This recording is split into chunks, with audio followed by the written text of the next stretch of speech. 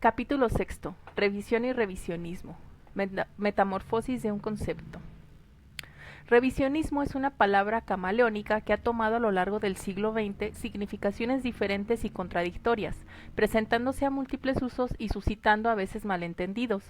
Las cosas se han complicado más por el hecho de su apropiación por la secta internacional que niega la existencia de las cámaras de gas y de la forma genérica del genocidio de los judíos en Europa.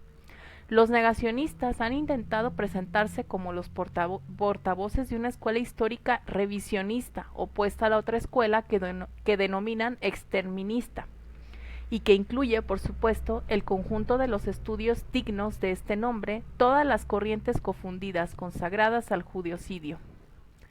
Con la finalidad de defender sus tesis, los negacionistas han lanzado en 1987 una revista titulada Anales de la Historia Revisionista, convertida después en la renovación de la historia revisionista. Es inútil añadir que este movimiento, del que Pierre Vidal-Naquet ha desvelado su verdadera intención rebautizándole los asesinos de la memoria, nunca ha alcanzado su meta, porque ni ha obtenido el menor reconocimiento en el seno de la historiografía, ni el derecho de ciudadanía en el debate público. Al contrario, este hecho ha sido subrayado a menudo. Su aparición ha producido un efecto de estimular la búsqueda que a lo largo de los últimos años ha alcanzado un conocimiento muy preciso y detallado de los medios y las modalidades de la exterminación de los judíos. Sin embargo, los negacionistas han logrado contaminar el lenguaje y crear una confusión considerable alrededor del concepto revisionismo. François Berardida no dejaba de recordar hace una decena de años, cuando escribía que se habían apropiado de este término, que los negadores del judiocidio se habían entregado a una auténtica usurpación. Habían retomado una palabra existente que traducía una actitud más honorable, una actitud a la vez legítima y necesaria para darse una responsabilidad tramposa y falsa.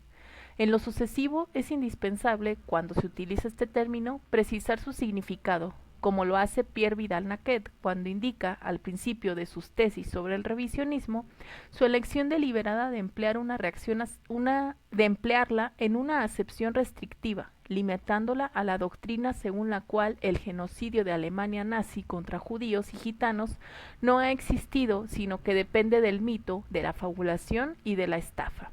Prosigue señalando el sentido diferente con el que esa palabra puede vincular según el contexto, recordando al fin que también ha conocido sus títulos de nobleza. En Francia, escribe, los primeros revisionistas modernos fueron los partidarios de la revisión del proceso que había concluido con la condena del capitán Dreyfus. En líneas generales, la historia del revisionismo, excluido el negacionismo, podría reducirse a tres momentos principales: a una controversia marxista, un cisma en el mundo comunista y también, en un sentido más amplio, en una serie de debates historiográficos posteriores a la Segunda Guerra Mundial. Al principio, el revisionismo clásico por el que la palabra se había introducido en el vocabulario de la cultura política moderna, el antiguo secretario de Engels, Edward Bernstein, teorizaba la necesidad de revisar ciertos conceptos de Marx, como la polarización creciente de las clases de la sociedad burguesa o incluso la tendencia al hundimiento del capital bajo el peso de sus crisis internas. De estas revisiones teóricas, Bernstein saca conclusiones políticas, intentando armonizar la teoría de la socialdemocracia alemana con su práctica, la de un gran partido de masas que había abandonado la vía revolucionaria y se encaminaba hacia una política reformista. El revisionismo fue fuertemente criticado por Kautsky, Rosa Luxemburgo y Lenin, pero nadie pensó jamás en expulsar a Bernstein de la SPD, y la querella, a veces de alto nivel teórico, quedó siempre en los límites de un debate de ideas. Fue seguida por otras revisiones, por Rodolfo Mondolfo en Italia, Georges Sorel en Francia, Henri de Man en Bélgica, que llevaron a ciertos promotores del socialismo hacia el fascismo. Así, el término empezaba a extenderse más allá de los medios marxistas. En los años 30 se calificaba de revisionista a Vladimir Jabotinsky, que rechazaba la vía diplomática recomendada por los fundadores del sionismo político, Herz Nordau, y pensaba en la creación de un Estado judío en Palestina por el uso de la fuerza. La controversia socialista tomará una connotación dogmática casi religiosa después del nacimiento de la Unión Soviética y de la transformación del marxismo en la ideología de Estado, con sus dogmas y guardianes de la ortodoxia. La palabra revisionista se convirtió entonces en un epíteto infamante, sinónimo de traición.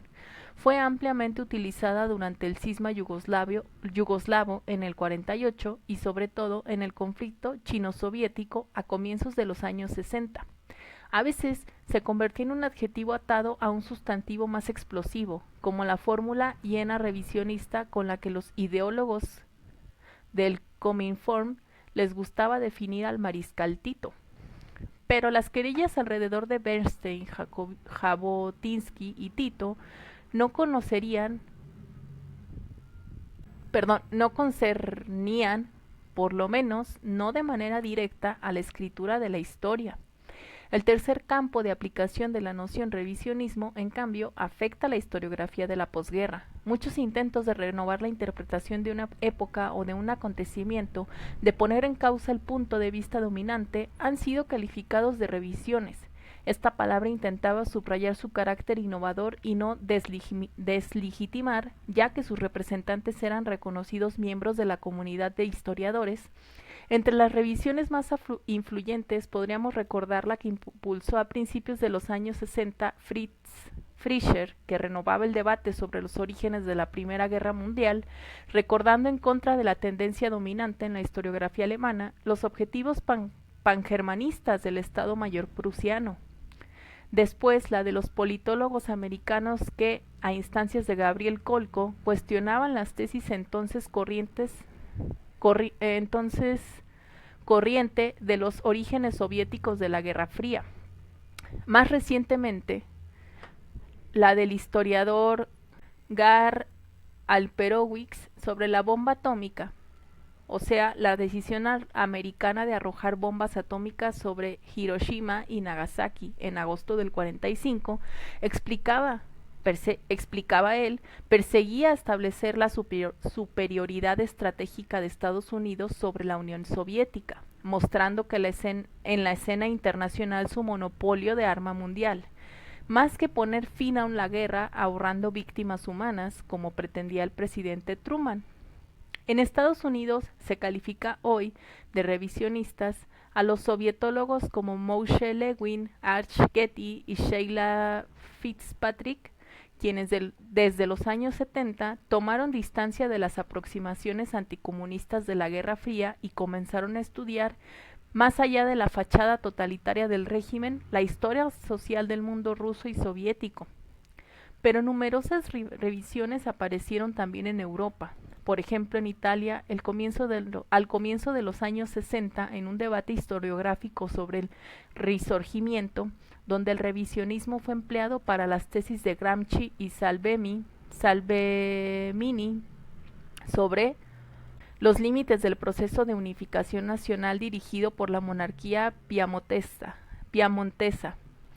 Algunos años después, François Furet procede la revisión de la interpretación jacobino-marxista de la Revolución Francesa, interpretación que trata de vulgata populista leninista, y se orienta hacia una relectura liberal de la ruptura de 1789 con la ayuda de Tocqueville y Agustín Cochin, suscitando un amplio y polémico debate internacional.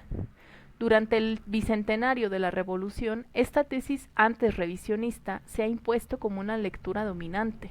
La última revisión importante es la, ya mencionada en los capítulos precedentes, de los nuevos historiadores israelitas. Rompiendo ciertos mitos tenaces, Benny Morris e Ilan Pappé han presentado el conflicto del 48 con toda su complejidad como la de una guerra al tiempo de autodefensa y de depuración étnica. Una guerra en la que el Estado hebreo, que acababa de ser proclamado, por un lado luchaba por su supervivencia y por otro procedía a la expulsión de varios centenares de miles de palestinos.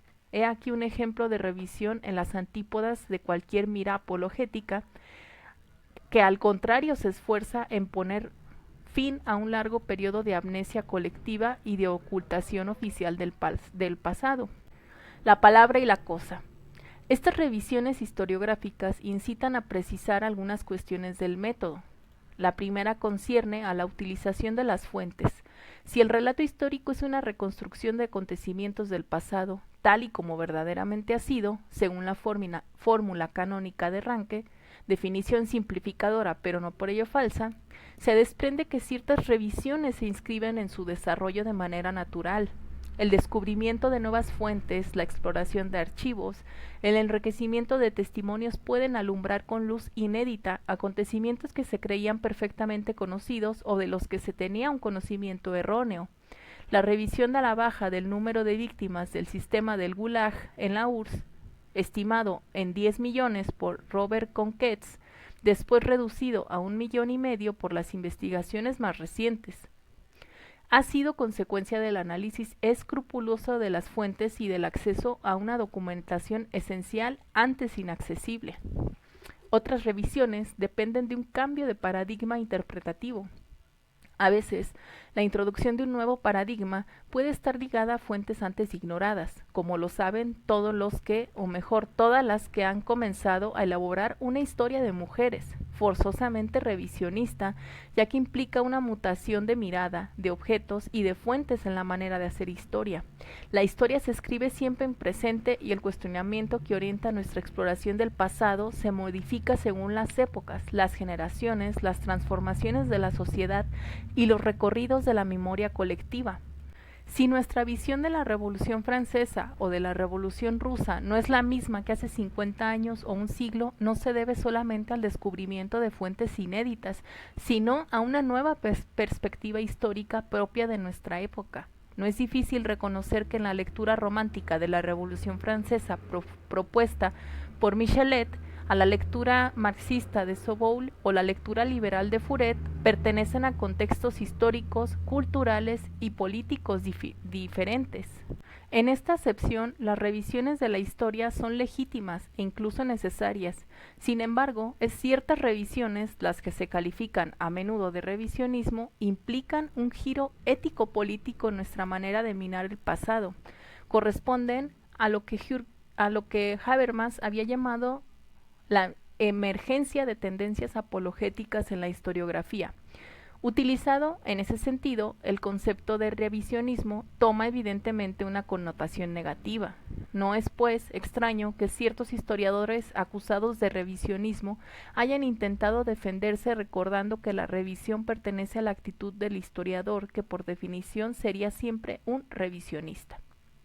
En su correspondencia con François Furet, Ernest Nolte señala que las revisiones son el pan de todos los días del trabajo científico. Es evidente que nadie ha reprochado a los historiadores revisionistas haber desbrozado archivos inexplorados o de basar sus trabajos sobre una documentación nueva. Lo que se les reprocha es la visión política subyacente a su relectura del pasado. El ejemplo clásico de tal revisión es el de Ernest Nolte. En La Guerra Civil Europea, presenta los crímenes nazis como la simple copia de una barbarie asiática introducida por el bolchevismo en 1917. Amenazada de aniquilación, Alemania había reaccionado exterminando a los judíos, constructores del régimen bolchevique, cuyos crímenes constituyen para Nolte el precedente lógico y factual de los crímenes nazis. La ausencia total de la distancia crítica frente a sus fuentes, la literatura nazi de la época y de la que hace prueba Nolte, justifica algunas perplejidades, como lo que ha subrayado Hans Ulrich Beller. Pero el problema fundamental no viene de la manipulación de las fuentes. Es evidente que la historización del nazismo propuesta por Nolte desemboca en una relectura del pasado, donde Alemania ya no ocupa la posición del opresor, sino de la víctima, y sus víctimas reales, empezando por los judíos, son considerados, en el mejor de los casos, como daños colaterales, y en el peor, como una fuente del mal en tanto responsables de la revolución bolchevique. En cuanto a Renzo de Felice, su monumental investigación sobre la Italia fascista ha dado numerosas revisiones que son hoy en día adquisiciones historiográficas generalmente aceptadas, como por ejemplo el reconocimiento de la dimensión revolucionaria del primer fascismo, de su carácter modernizador o de también del consensus obtenido por el régimen de Mussolini en el seno de la sociedad italiana, sobre todo en el momento de la guerra de Etiopía. En cambio, es mucho más discutible su interpretación de la guerra civil italiana entre el 43 y 45 como la consecuencia de la elección antinacional de una minoría de resistentes, la mayor parte comunistas, o también, como se ha visto, su concepción del fascismo italiano como un régimen completamente diferente por sus raíces, su ideología y sus fines, del nazismo con el cual había establecido una alianza contra natura en el 40. O, para terminar, su manera de hacer de Mussolini un patriota cuando habría elegido sacrificarse fundando la República de Salò para ahorrar a Italia un destino comparable al de Polonia. Se trata aquí de una relectura apologética del fascismo fundada en la rehabilitación de Mussolini. Si se añade que estas tesis se han desarrollado en un libro, o sea, el libro Rojo y Negro, cuya publicación coincide con el advenimiento del primer gobierno de Berlusconi, que incluía por primera vez desde el fin de la guerra a un partido posfascista, heredero de la República de Salò.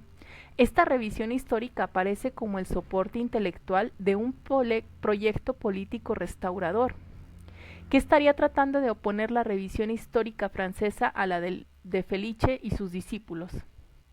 En Francia, siguiendo a Sternhell y a Robert Paxson, un israelí y un americano, los historiadores han procedido a una revisión que ha permitido reconocer las raíces autóctonas del régimen de Vichy, su carácter autoritario, incluso fascista, su participación activa en la colaboración y su complicidad en el genocidio de judíos. En cambio, en Italia, bajo el impulso del último de Felice, se ha aparecido una nueva tendencia historiográfica que hace de la rehabilitación del fascismo su finalidad, explícitamente reivindicada. Las revisiones que acabo de mencionar, sean cuales fueren, su visión y su valor, sobrepasan las fronteras de la historiografía, en tanto que disciplina científica para tocar un campo más amplio, el de la relación que cada país establece con su pasado, lo que Habermas define como una fórmula sobrecogedora sobre el uso público de la historia. Dicho de otra manera, estas revisiones vuelven a cuestionar, más allá de la interpretación dominante, una conciencia histórica compartida, una responsabilidad colectiva con respecto al pasado. Siempre abordan acontecimientos fundacionales: la Revolución Francesa, la rusa, el fascismo, el nazismo, la guerra árabe-israelí, etc. Y su relectura de la historia concierne, mucho más allá de la interpretación de una época, a nuestra manera de ver el mundo en el que vivimos y a nuestra identidad en el presente. Hay, pues, revisiones de naturaleza diferente. Algunas son fecundas, otras discutibles y, por fin, las profundamente nefastas. Fecunda es la revisión de los nuevos historiadores israelitas que reconocen una injusticia antes negada, se encuentra con la memoria de los palestinos y se sientan las bases de un diálogo israelí-palestino. Discutible, la revisión de Furet, que acaba en El pasado de una ilusión, con otro cuestionamiento radical de toda la tradición revolucionaria, a sus ojos fuente de los totalitarismos modernos, y en una apología melancólica del liberalismo como horizonte infranqueable de la historia. Para terminar, las nefastas son las revisiones de Nolte y de Felice, cuya meta, o al menos la consecuencia, es la de reacomodar la imagen del fascismo y del nazismo. Si algunas revisiones de la historia deben ser combatidas, se puede interrogar sobre la utilidad de catalogarlas dentro de una misma categoría negativa, el revisionismo, que recuerda el infierno donde antes se guardaba la literatura pornográfica en la Biblioteca Nacional. Transformada en combate antirrevisionista, la crítica de las tesis de Nolte y de Felice corre el riesgo de conocer una deriva análoga a la de la controversia marxista sobre el revisionismo evocada antes, es decir, el paso de un debate de ideas a una práctica inquisitorial, a la excomunión de todos aquellos que se alejen de la ortodoxia prefijada de un canon normativo. De otra manera, hablar de revisionismo reenvía siempre a una historia teologizada. El antifascismo, transformado en ideología de Estado, en los países del bloque soviético, sobre todo en la RDA, ha dado a largo plazo resultados desastrosos, comprometiendo finalmente su propia legitimidad. Sin llegar a las mismas proporciones, la retórica antifascista consensual que ha reinado en Italia durante 40 años ha tenido consecuencias lesivas para la investigación histórica. La obra de Claudio Pavone, historiador de izquierdas y antiguo resistente, que interpreta la resistencia no solo como una lucha de liberación nacional, sino también como una guerra de clases y sobre todo como una guerra civil, no data más de 1990. En resumen, el antifascismo institucionalizado y transformado en epopeya nacional no ha sido un antídoto eficaz contra la rehabilitación del fascismo. Se debería evitar que algo análogo se produjera con la Shoah, convertida ya, como hemos visto, en una religión civil de Occidente, con consecuencias positivas, pero también con todos los peligros que ésta comporta. Las tendencias apologéticas en el historiador del fascismo y del nazismo deben ser combatidas, pero no oponiéndolas a una visión normativa de la historia. Es por ello que las leyes contra el negacionismo pueden revelarse peligrosas. Si el negacionismo debe ser combatido y aislado de todas sus formas, tanto el de Robert Faurisson y el de David Irving como el de Bernard Lewis, más respetablemente en apariencia, muchos historiadores, entre los que me encuentro, han emitido dudas sobre la oportunidad de sancionarlo por ley, lo que llevaría a instituir una verdad histórica oficial protegida por los tribunales, con el efecto perverso de transformar a los asesinos de la memoria en víctimas de una censura, en defensores de una libertad de expresión. Dicho de otra manera, si se acepta la noción de revisionismo, hay que admitir el principio de una historia oficial.